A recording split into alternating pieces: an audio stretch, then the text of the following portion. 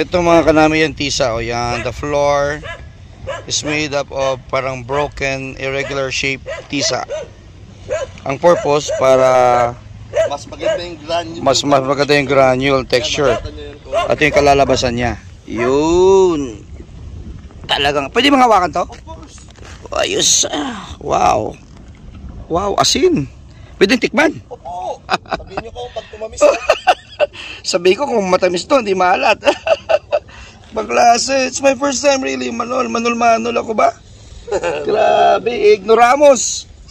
Tikman natin. Wow! Dada! Super alat. Ay, blood na kagad ako. Wow. Show you. After they scrape it, Okay, pwede ba ako mag-scrape, Char? yan Ang gusto eh.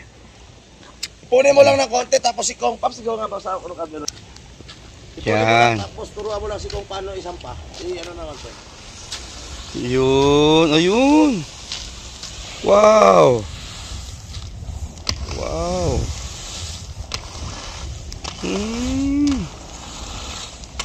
Galing.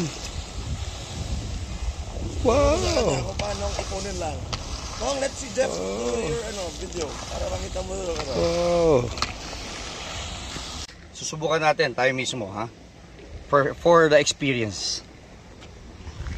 Wala ka bang napapansin? Asin eh. Sa iyong mga... Wow! Ganito pala ang feel. Wow! Hanggang dito. Wow! Kakayurin. Pera ang kinakayo dito. Oh my God!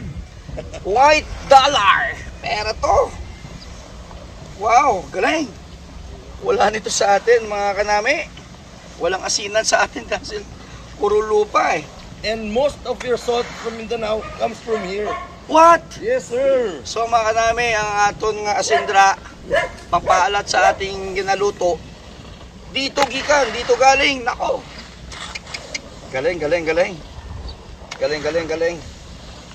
Ayos. Tikman natin. Pwede yan, malinis naman to, no? Medyo mapait pa yan, ha? Oh? Papait to. Concentrated. Pwede, masasarap. Bagay ito sa pulutan. Ayos! Thank you so much!